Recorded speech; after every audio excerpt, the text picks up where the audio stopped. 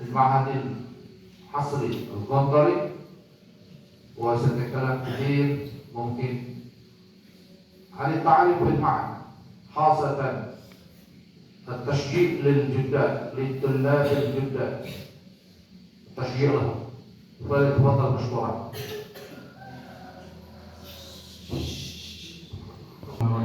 Assalamualaikum warahmatullahi wabarakatuh. Waalaikumsalam warahmatullahi wabarakatuh. Alhamdulillahirabbil alamin wa bihi nasta'in ala umuri dunya waddin, wassalatu wassalamu ala asyrofil anbiya'i wal mursalin sayyidina Muhammadin wa ala alihi wa ashabihi ajma'in. Kaifa halukum jami'an? Kaifa asbahtum? Asbahna bil khair. Al-mukarramun wal muhtaramun, Syekhuna Kiai Mahfud Abu Fawaz, asallahu ay yutawil umrahu wa yu'awwin juhdahu fi tamfidi hadzal ma'had wa fi takrimi hadzal ma'had. Bapak agak lupa dikit bahasa Arabnya ya. Kalau kamu mungkin bahasa Arabnya sudah bagus ya. Yang saya hormati, yang saya muliakan, sahabat saya Pak Kiai Mahfud Abu Fawaz, dan juga kepada adik-adik sekalian, dan juga di sini ada teman-teman kita dari Depok, teman-teman Kiai Mahfud juga, dan juga kepada guru-guru, al-asatidz wal muallimin al-muhtaramin yang tetap semangat mendidik adik-adiknya, anak-anaknya. Mudah-mudahan semua amal ibadah kita di dalam mendidik calon-calon dai, mendidik calon-calon ulama. Ya, ini kecil-kecil ini calon-calon ulama ini. Nggak tahu dia waktu belajar di kelas ngantukan terus, tetapi biasa tiba-tiba udah tamat jadi seorang ulama yang besar. Ya, makanya ya, kamu di sini jangan bosan ya. Jangan bosan, karena biasanya awal-awal itu begitu, capek, letih, rindu rumah, rindu kampung, rindu orang tua. Ya, semuanya saya hormati, saya muliakan. Mudah-mudahan antum-antum di sini semua, adik-adikku sekalian, yang kecil kelihatannya ini, tapi mungkin jiwanya besar, betah di sini. Modal pertama di pondok itu pertama harus betah dulu. Ya, mungkin pertama 1 bulan, 3 bulan. Ya, kalau misalnya kita tidak kuat 1 bulan, ya coba 2 bulan. Tidak kuat 3 bulan, coba 4 bulan. Tidak kuat setahun, coba 2 tahun. Tidak kuat juga 3 tahun, coba sampai terakhir, pasti lulus. Ya begitu ya. Gak kuat 1 hari, ya coba 2 hari. Ya begitulah. Ya, semuanya harus penuh dengan perjuangan. Perjuangan. Tidak ada keberhasilan tanpa perjuangan. Ingat itu, kamu mau pingin cita-citanya menjadi seorang apa nih? Seorang ustadz, seorang kiai. Nah, itu perlu perjuangan. Adik-adikku sekalian, bulan ini bulan Muharram nih, benar nggak? Muharram betul, bukan Agustus. Agustus sekalian, bukan Muharram. Ya, bulan Muharram dalam tanggalan Hijriyah itu, tahu kan Hijriyah kan? Nah, biasanya di pondok itu dipakai 2 tanggal ya. Malah terkadang juga di pondok itu tanggal Hijriyah dulu yang lebih diutamakan, baru tanggal Masehi. Kenapa? Karena kita punya tanggal Islam ya kan? Jangan dilupakan. itu, yaitu didahului dengan hijrahnya baginda Nabi dan para sahabat kemana? Ke Madinah, dari Makkah ke Madinah. Itu dia hijrah. Walaupun sebelumnya sudah terjadi yang namanya hijrah.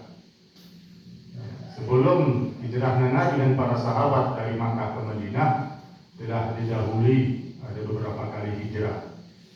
Hijrah kemana? Ada yang ingat? Hijrah ke Syam, hijrah ke Al-Habsyah, ke Ethiopia, Afrika. Nah itu dia.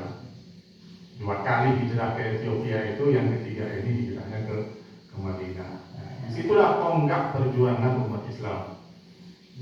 Itu diakui oleh para dunia, para sejarawan dunia, bahwasanya kehidupan di Madinah ini setelah Nabi Muhammad hijrah dari Makkah ke Madinah, nah disitulah berdirinya daulah Islamiyah, disitulah kuatnya umat Islam dari berbagai segi ekonomi, segi politik, segi sosial. Nah, dan momen-momen hijrah ini yang harus kita kuatkan ini. Harus kita kuatkan. Kita sebagai seorang muslim, apalagi seorang santri ini yang kecil-kecil begini kelihatan ini, harus mempunyai jiwa untuk hijrah. Nah ini udah hijrah mungkin ya. Ini bukan mungkin lagi. Kamu tuh dari NTT atau dari apa? Sulawesi ada? Dari Ambon ada? Ambon tuh Ambon. Nah, ini pejuang muslim semua nih. Ambon, Maluku, NTB.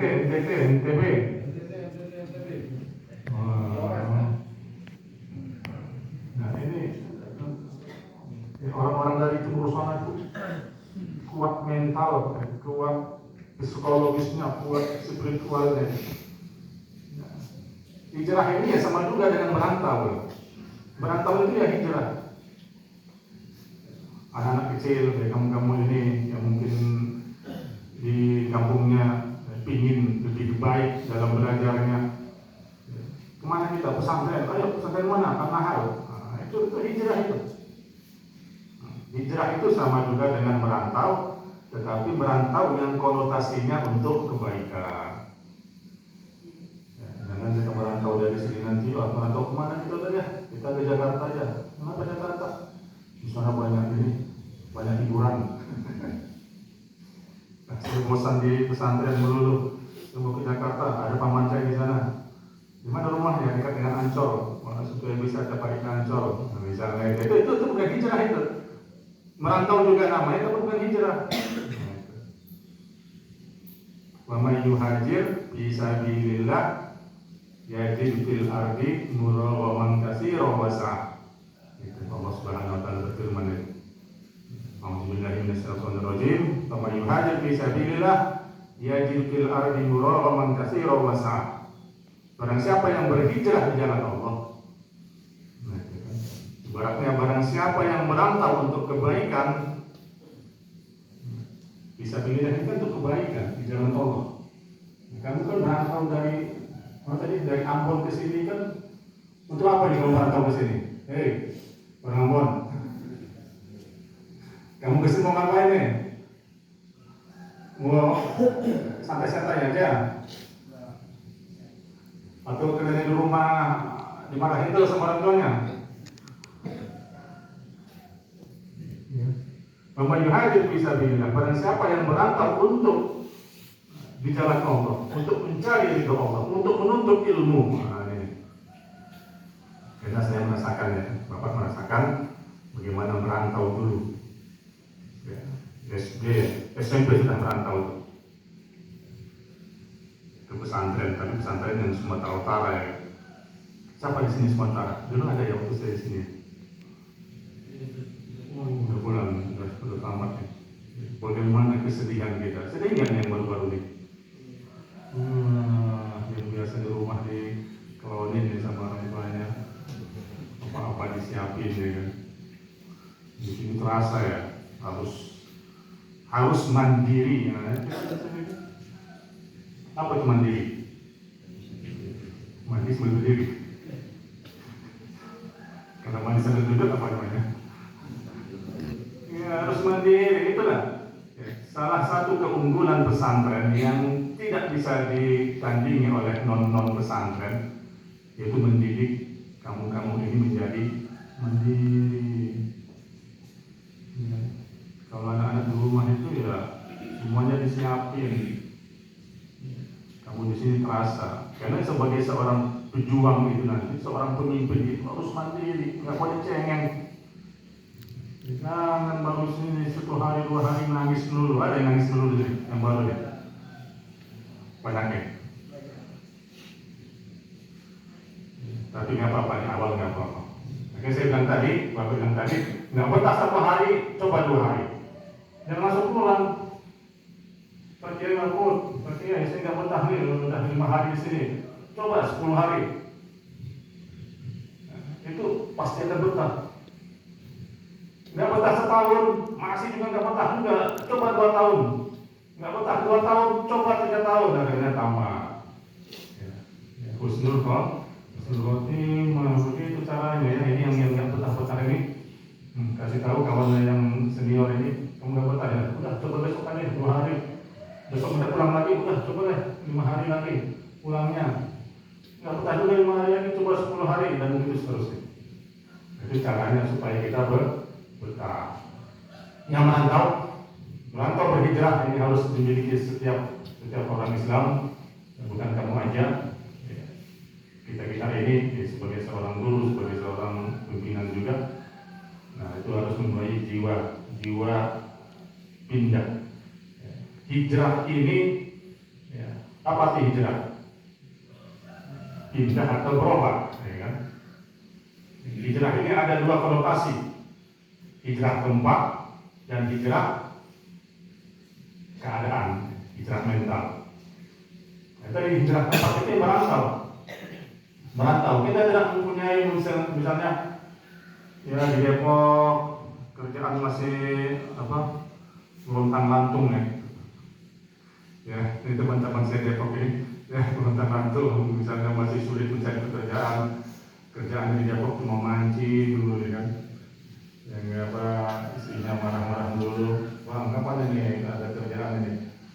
Kalau tidak ada caranya merantau ke Jakarta untuk mencari pekerjaan. Nggak bisa ke Jakarta, merantau ke Medan. Tapi orang Medan yang merantau ke Depok ya kan. Ya itulah. Wa yuhajir fi sabilillah, itu barang siapa yang berhijrah di jalan Allah, barang siapa yang merantau untuk kebaikan, barang siapa yang merubah jiwanya, sifatnya, ya akhlaknya untuk kebaikan. Nah ini yuhajir ini merantau, merubah ataupun pindah ataupun ya berubah suasana. Tahun 1444, sekarang tahun 1445. Nah, misalnya 3 hari atau seminggu yang lalu kamu masih cengeng, ya kan? Kamu masih ugal-ugalan, kamu masih malas-malasan belajar, kamu masih ingat-ingat orang tua dulu, ya, ingat kucingnya di rumah, ingat ayamnya di rumah. Aduh, tiap pagi saya harus keluarin ayam, gitu kan. Ingat apa lagi di rumah tuh? Ingat ini sungai, kali, ya kan. Nah, kita juga harus mempunyai sifat untuk merubah diri kita sendiri. Inilah namanya seorang muslim. Man yuhajir fi sabilillah, barang siapa yang hijrah di jalan Allah, yajid fil ardi muraghaman katsiran wasa'. Ya, niscaya dia akan mendapatkan apa? Mendapatkan di bumi Allah ini. Ya, fil ardi muraghaman katsiran wasa'. Mendapatkan rezeki, keluasan nafkah, kemudahan untuk menuntut ilmu. Nah, ini kamu nih dari kampung niat ke sini untuk mencari apa? Mencari ilmu. Berarti merantau untuk kebaikan. harus begitu. Seorang pemuda laki-laki ini harus merantau. Semakin banyak kamu merantau, semakin kamu jauh merantau, insya Allah semakin mendapatkan yang terbaik. Kalau kamu diam di rumah, kalau kamu diam di kampung, tidak memiliki jiwa untuk merantau, karena seorang laki-laki itu harus jiwanya jiwa berani, gitu. Jiwa fighting gitu loh. Jangan di rumah aja, di rumah semuanya handphone dulu ya kan. Itu bukan calon pemimpin itu. Ya, kamu di sini yang laki-laki semua ya. Ya, kamu sini laki-laki jangan cengeng, ya kan? Jangan cengeng. Karena orang cengeng itu akan, ya insya Allah dengan keadaan pesantren, dengan didikan pesantren, yang cengeng-cengeng itu akan berubah. Tapi harus bertahan. Ya, jangan cengeng 1 hari 2 hari pulang. Nggak boleh pulang dia kabur. Nah, itu biasanya begitu. Biasanya pesantren itu nggak betah kabur. Akhirnya orang tuanya kelabakan.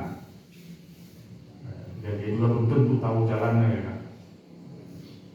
Ya akan mendapatkan sesuatu yang baik, akan mendapatkan rezeki yang lapang, kemudahan, kasiro wasa, banyak dan luas. Itu Allah jadikan itu. Allah jadikan bagi orang-orang yang berhijrah. Nah, syarat hijrah juga ini ada. Syarat kita merantau itu ada. Ya, yang Allah sering sebutkan itu dalam Al-Quran ya, alladzina amanu wa hajaru wa jahadu fi sabilillahi bi amwalihim wa anfusihim. Di ayat yang lain, innal ladzina amanu wal ladzina hajaru wa jahadu fi sabilillah ulaika yarjuna rahmatullah. Ya, sesungguhnya orang-orang yang beriman, orang-orang yang berhijrah, dan orang-orang yang berjihad. Nah, hijrah ini ada syaratnya. Ya, dan 3 kata ini sering Allah sebutkan dalam Al-Quran. Yang pertama iman, yang kedua hijrah, yang ketiga jihad. Nah, kita hijrah, kita merantau itu harus punya bekal apa? Bekal iman. Bekal iman. Kita merantau misalnya kemana? Kita Jakarta dari sini untuk mencari pekerjaan. Itu imannya harus kuat. Karena bagaimana di tempat yang baru ini akan banyak dengan godaan. Kita merantau ke Jakarta misalnya dari sini atau dari mana? Dari Medan di Jakarta, dari Medan ke Depok ya. Itu penuh dengan godaan. Godaan akan diberikan, akan ditawarkan pekerjaan-pekerjaan misalnya yang ini aja nih Pak Hasan, kerjaan mau nggak yang enak itu di mana? Di kafe katanya, di bar. Kerjaan mana? Di diskotik. Wah itu kerjaan itu banyak itu, gede itu hasilnya. Atau mau nggak kerjaan? Kerjaan apa? Jadi bandar narkoba, pengirim narkoba. Itu kan banyak itu dengan penghasilannya. Godaan-godaan itu harus kita memiliki iman. Memiliki iman. Kamu insya Allah yang kecil-kecil gini mungkin sudah ditanamkan dari SD itu iman itu kan. Tapi yang orang-orang yang sudah dewasa berhijrahnya itu ataupun merantaunya itu harus dilandasi dengan iman. Kalau tidak apa? Yang pertama tadi dia terbuai dengan keadaan-keadaan yang bisa membuat dia terjerumus kepada hal-hal yang maksiat. Nah, yang selain itu juga dia hijrahnya itu cepat berubahnya. Pernah nggak ada kata-kata misalnya ini artis ini hijrah? Pernah nggak? Misalnya artis apa ya yang hijrah itu ya? Hijrahnya apa dia? Dulu nggak pakai jilbab, sekarang pakai jilbab. Nah dulu kerjanya cuma poya-poya, dugem, duga, enak-enakan gitu. Terus setelah ini dia udah nggak meninggalkan perbuatan maksiat katanya. Sering ikut-ikutin taklim. Itu artis yang sering kita dengarkan begitu. Kenapa? Karena artis itu dia itu public figure yang orang cepat mengetahui. Apalagi sekarang ada media sosial ya, medsos ya. Kamu alhamdulillah yang nggak boleh handphone kan? Ini udah bagus ya, kan handphone itu sesuatu yang bisa membuat terlena kamu sebagai seorang santri. Tapi orang-orang di luar yang sering lihat keadaan medsos, ini artisnya juga.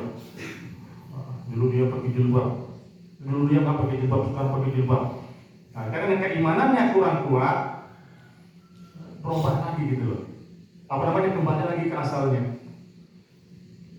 Itu keimanan. Harus keimanan ini dikuatkan dari diri kita. Apa itu keimanan? Nah, ini adik-adik sekalian. Pernah dengar iman? Iman itu apa sih? Iman kepada Allah ya kan? Terus iman kepada apa lagi? Malaikat. Ada berapa rukun iman?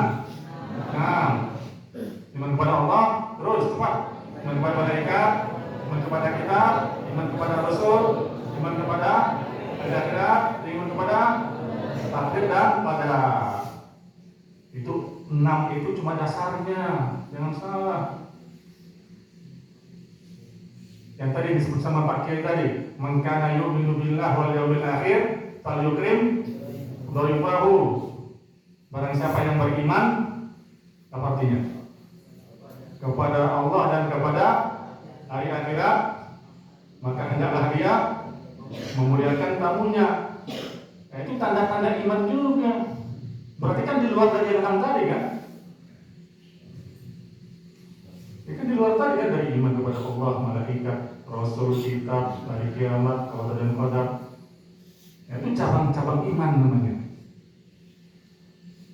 Cabang-cabang iman itu ada 70 cabang iman kata ya Nabi kita Muhammad sallallahu alaihi wasallam.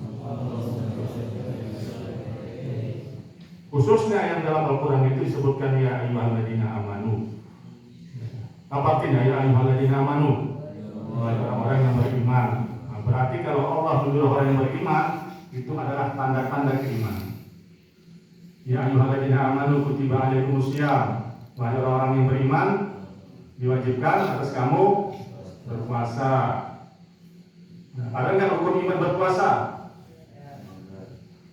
Adanya rukun Islam. Nah, kan? Tapi puasa juga termasuk cabang-cabang keimanan. Ya ayyuhalladzina amanu kutiba alaikumul qisasu fil qatla.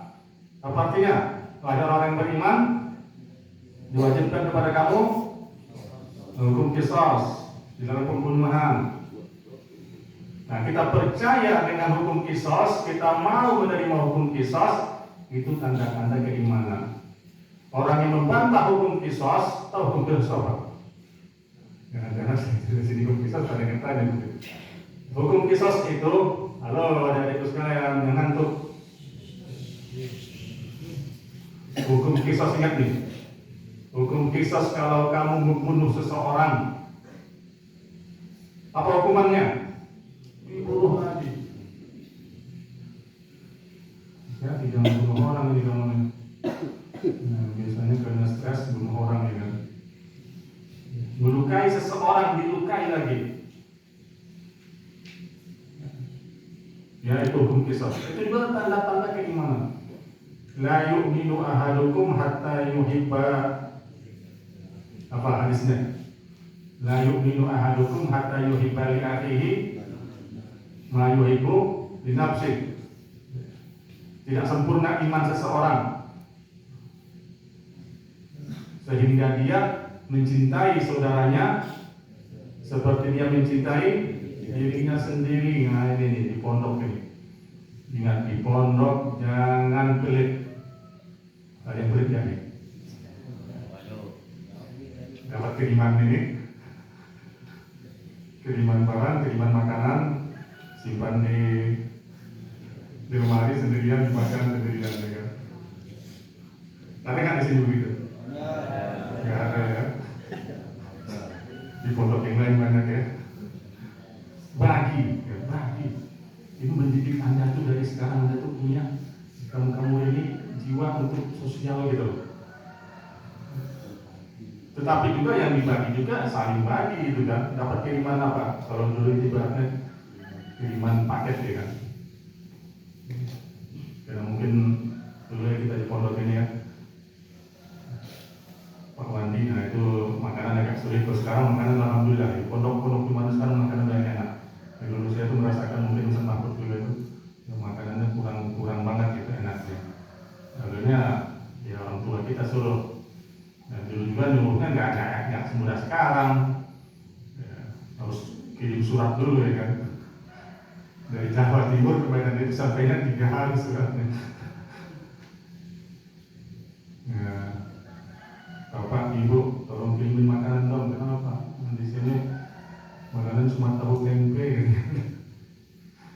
Sayurnya juga. Ya, dikirimin lah makanan gitu kan. Terus dikirim makanan, kawan-kawan yang samping itu udah lirik gitu. Wah, asik nih gitu kan. Teman saya dapat kiriman ini. Yang beri kiriman juga nggak mau dia, daripada cepat habis ya makan sendiri deh. Nggak ada orang makan sendiri dia. Pas ketahuan dia malu ya kan. Nah ini cerita-cerita di pondok itu mengasihkan. Kamu besar nanti kamu akan merasakan ya cerita situasi di pondok itu akan meresap dalam diri kamu sendiri. Dan kamu juga nanti kalau misalnya nanti udah alumni ya kan, persaudaraan kita sesama alumni itu akan terasa. Kalau sesama alumni pondok An-Nahl misalnya, itu pasti ada ya, alumni itu ada grupnya, ada persatuannya, ada ikatannya. Nah, itu akan terasa. Sekarang kamu belum terasa ini, masih kesal-kesal aja nih. Aduh, kesal banget saya nih, pagi-pagi anak-anak tidur udah dibangunin. Udah dibangunin ya. Tapi nanti gede, besar kamu nanti akan merasakan bahwa itu adalah sesuatu yang indah untuk dikenang. Sangat indah untuk dikenang. Walaupun seandainya di pondok itu kita ya dulu ya mohon maaf ya kalau di pondok itu dulu memang agak kejam itu bagian keamanan itu. Terus sekarang nggak boleh. Tapi yang sesuatu itu yang dulu kita benci, nah sekarang teringatnya enak gitu, indah. Nah itu dia. Itu namanya pengalaman hidup. Ya. Buatlah kamu tuh ada pengalaman hidup yang bisa kamu rasakan, kamu nikmati nanti di hari tua kamu sebelum kamu dijemput ajal oleh Allah Subhanahu wa Ta'ala. Tetapi kalau pengalaman hidupnya biasa-biasa aja ya kan. Di sekolah itu juga biasa-biasa aja. SD mana SD ini, SMP mana SMP itu. Terus SMA juga gitu. Ya kuliah juga begitu. Nggak ada pengalaman hidup seperti di pondok yang bagaimana kita perjuangan untuk melupakan orang tua itu sulit. Nah, dulu saya rasakan waktu SMP ya, Sanawiyah itu. Ya. Ingin nangis ya nangis lah. Tapi 1 hari 2 hari semuanya pada nangis terus. Karena benar-benar ya ditinggal sama orang tua. Dan tadi keimanan, nah kami juga ini kuatkan keimanan kita supaya kita hijrah itu berhasil, dikuatkan keimanan kita. Nah, 3 pokok ini dalam Islam itu harus iman, yang kedua hijrah. Apa ini hijrah berubah? Setiap orang harus mempunyai keinginan untuk berubah. Orang yang bodoh yang tidak mau berubah itu ya. Berubah untuk kebaikan. Nah, tadi itu hijrah fisabilillah. Nah, yang ketiga apa? Jihad. Apa ini jihad? Kesungguhan. Kita ingin berubah tapi tidak ada kesungguhan, sama juga bohong. Jihad itu artinya apa? Sungguh kan? Al-juhdu kan? Nah iya. Yastahid istihad. Nah, itu kesungguhan. Dan barang siapa yang pun ingin hijrah, ingin berubah harus punya kesungguhan. Kalau tidak ada kesungguhan, omong kosong ya. Lalu Pak, saya ingin berubah ini. Ingin berubah apa? Itu kerjaan saya begini terus. Kembali misalnya cuma nongkrong di warung, terus mancing gitu kalau orang Depok ya kan. Tapi cuma ngomong doang gitu, ngomong doang. Disuruh merantau nggak mau, takut. Oke. Karena alamat dari tempat saya itu RT saya, RW saya itu banyak banget orang mancing. Jadi saya kesima gitu dengan orang mancing gitu. Di sini banyak nggak mancing gitu, pakaian? Oh, ini catatan ini ya. Yang penting jangan mancing keributan ya. Yang penting jangan mancing keributan. Ya ini aja yang bisa saya sampaikan pesan saya kepada adik-adik yang baru-baru. Ya. Pasti kamu ingat orang tua, pasti kamu ingat rumah, pasti kamu ingat kampung, ingat kamu bagaimana di kampung kok enak, main, bercanda sama teman-temannya, itu pasti. Tetapi sekali lagi saya bilang, kalau kamu ingin berubah, kalau kamu ingin hijrah tadi, ini momentum hijrah ini yang melupakan. Kalau kamu ingin hijrah, harus punya kesungguhan, harus punya jihad. Itu akan merubah masa depan kamu nih. Ini mau jadi orang baik kan nih? Dong. Mau jadi seorang ulama enggak? Mau jadi seorang kiai enggak? Menggantikan Kiai Mahmud nanti di sini. Mau enggak? Harus mau. Kamu sekarang tamat dari sini, kamu sekolah kemana, ke luar negeri, mengabdi lagi di sini. Itu tuh. Ngabdi di sini. Siapa di sini yang mau ngabdi di Anak Halendi kalau udah tamat dari sini? Ya, ngabdi ya. Enak jadi kiai itu enak. Jadi guru pesantren itu enak. Ya, kamu harus mempunyai jiwa untuk hijrah, untuk berubah. Berubah apa? Ya mungkin sekarang nggak usah lagi merantau dari lain, udah di sini kamu jangan merantau lagi kamu kalau misalnya ke Jakarta atau merantau lagi pulang ke Lombok sana atau ke NTT, dan udah jelas di sini. Ya. Dan merantau juga harus mempunyai pertimbangan. Ya, kalau kamu kembali ke rumah, apa pertimbangannya?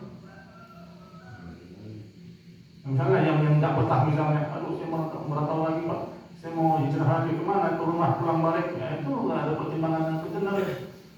Orang hijrah itu harus mempunyai pertimbangan yang benar. Saya yakin kamu kesini ini itu sudah ada pertimbangan yang matang dari orang tuanya. Nggak sembarangan orang tuanya menyuruh kamu ke sini. Ya mungkin kamu masih ngambil ya, kecil-kecil ini belum tahu ini. Paling ada yang dipaksakan kali. Ada yang dipaksa, nggak masalah. Ibadah agama itu awalnya harus dipaksa. Kamu sholat juga kecil-kecil ini harus dipaksa. Karena ada kan hadis Nabi itu mengatakan, suruhlah anakmu sholat ketika dia berumur 7 tahun. Kalau tidak mau juga, pukullah dia ketika dia umur 10 tahun. Kamu berapa tadi umurnya? 12. Yang tidak mau sholat, jadi guru-gurunya dipukul aja. Gitu.